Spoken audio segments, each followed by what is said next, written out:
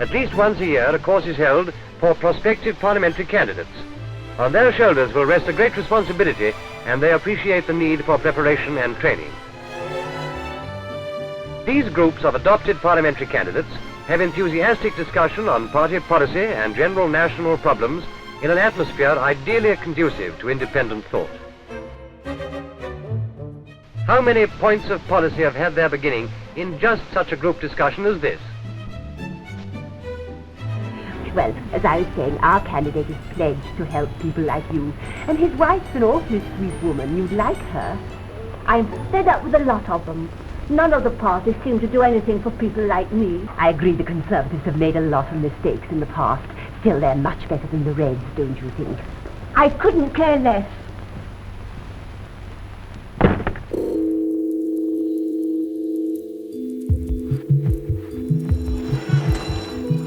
More than 400 youths take part in a night of mayhem and arson. 70 people are arrested, 50 police officers injured, some of them seriously. Dawn brings with it damage of over £1 million and demands for a new approach to the problems of our deprived inner cities. High unemployment, poor housing and rising crime mean that frustration and anger are never far below the surface. Violent revolts grow out of revolting conditions. And I'm speaking of conditions of poverty, conditions of slums, of inadequate education. To test our approach, we've selected 8 areas which are diverse in their character, but whose residents all share problems of deprivation and lack of opportunities.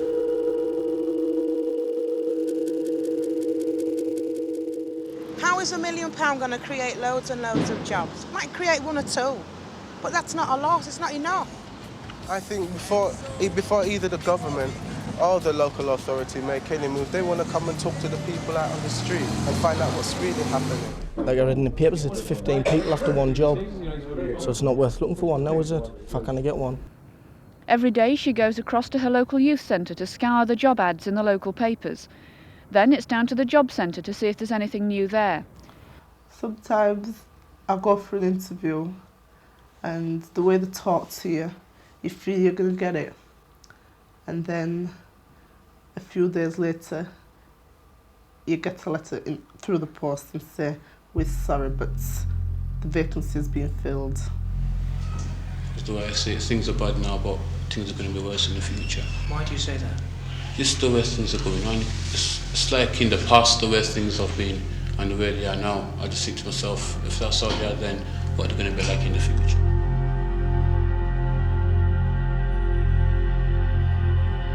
And when you look at the conditions down here, they're not fit for animals, never mind human beings. Between mice, rats, dampness, goes on like this much longer, I think there'll be quite a few who won't survive it. Well, my house is in a terrible condition. I've got 2 rooms. I've moved out of one room because the fireplace is falling out. And now that I've moved into the other room, the floors fell in. Well, we've never settled really, since we moved into the house. We didn't realise, I think, the state that the house was. The only heating we have is downstairs. And at the moment we have no electric supply on.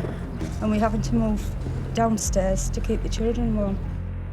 Got them running about the carpets, on the ceiling, sideboards, everywhere. As far as I'm concerned, they should pay us for living here. The conditions of these houses anyway. Well, it's in a shocking condition. I mean, we have no water, no bath. I mean, I have to go down dark stairs. Do you know why the flats were built without facilities? I don't know. It must have been a maniac that built them because they weren't built for children and families, that's a fact. It's a terrible area. There's no facilities, nowhere to me band to play. You can't keep kids in all the time, but it seems that you have to in an area like this, because whenever you put them out to play, there's danger in all directions. We shall not be moved. Well, just how desperate is it for 2 local swimming baths closed. The plans for the new ones shelved. A park with 1 swing in it. Now, is that not desperate?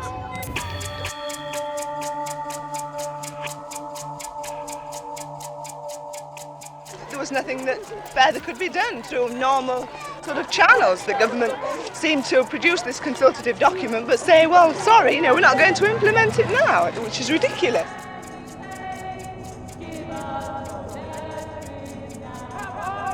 Everybody understands that we have to economise in local government spending. Education is the largest of those spenders. We went through every item on which we could economise and decided that this was one of them. And I think it may well have been the right decision, but the council has now decided otherwise. We presumably see this as a victory for the ordinary man and woman against bureaucracy. Justice, I think, is a better word.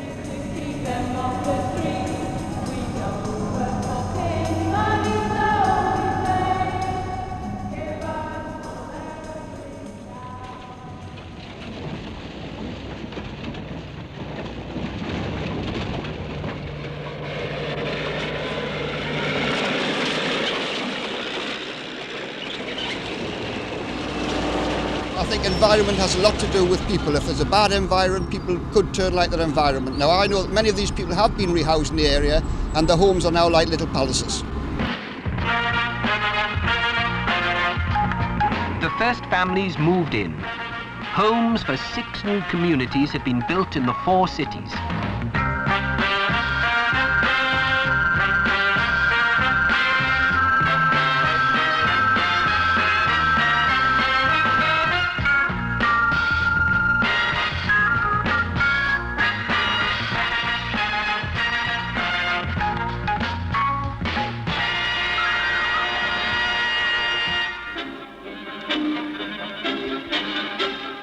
The New Jerusalem, an island of advanced development in an old country, as famous as Rome or Paris, the Venice of the North.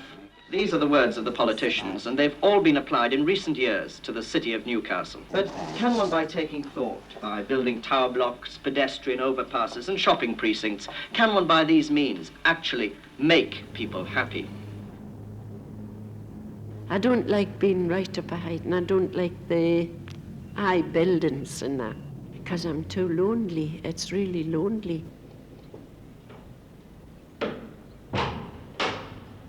These flats, you don't see a soul. Going in or out, you don't see a soul, nor hear of soul. They're all on top of each other. Durham Prison. I call it Durham Prison. Just needs a few bars up the windows and then we'll land it. I think a lot of the problems that we have to face at the moment are to do with the breakdown that we've seen in community life. And I don't mean simply family life, but community life in general.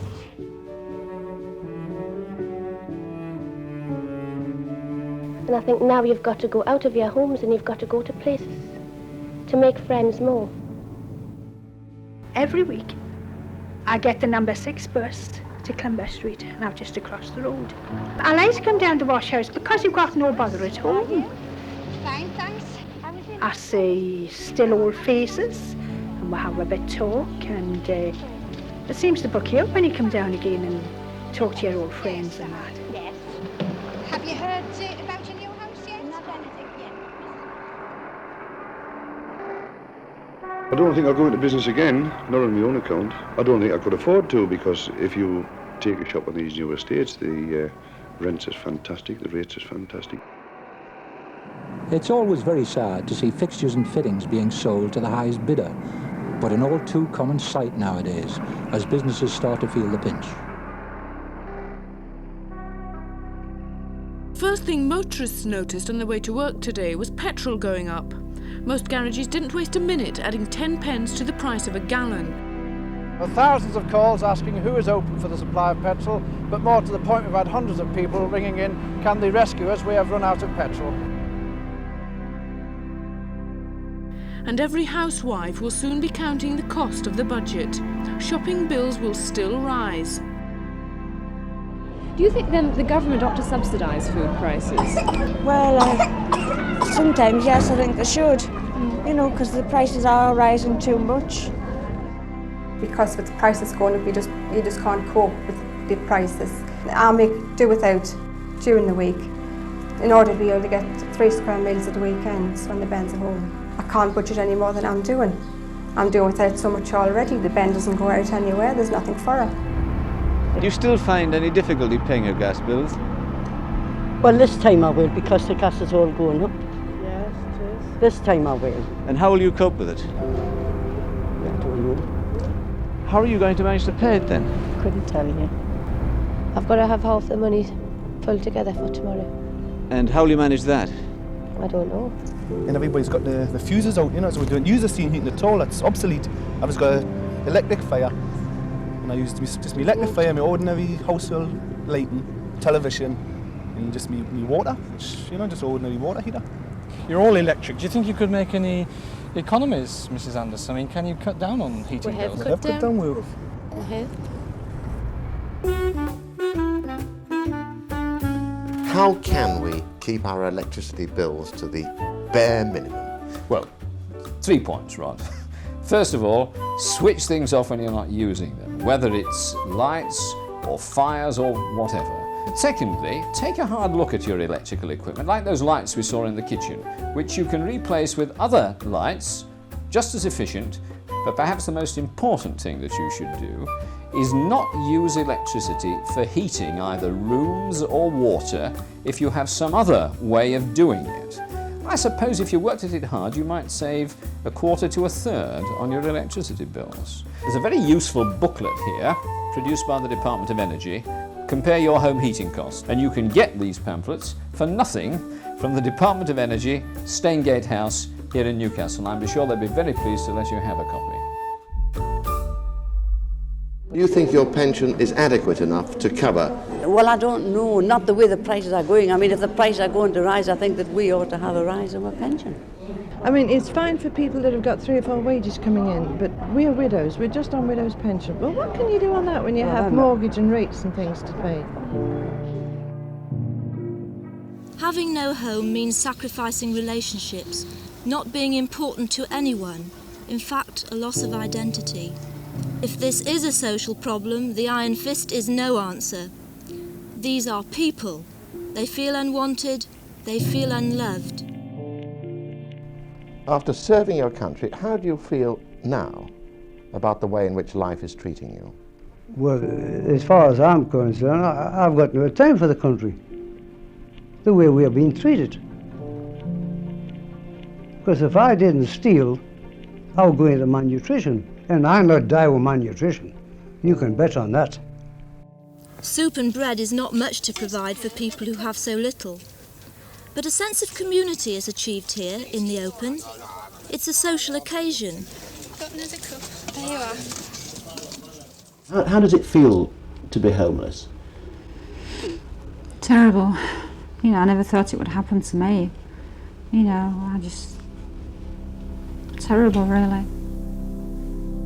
Families come to our office from all over Leeds. They come mainly seeking the material aid that we have to give them here. We give families enough food to last them overnight when they should be able to get help from the Social Security. It's not just enough to say, here's a bed.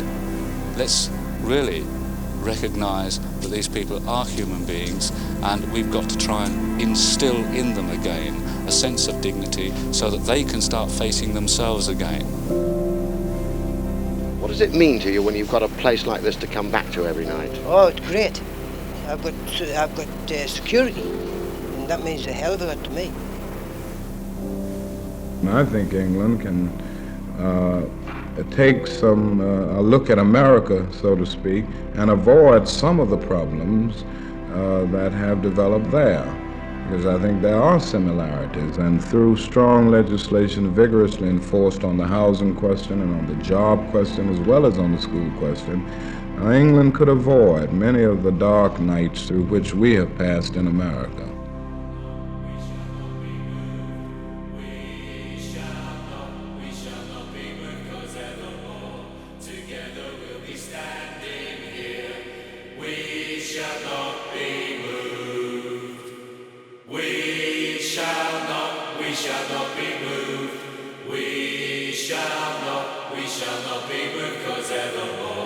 Together we'll be standing here. We shall not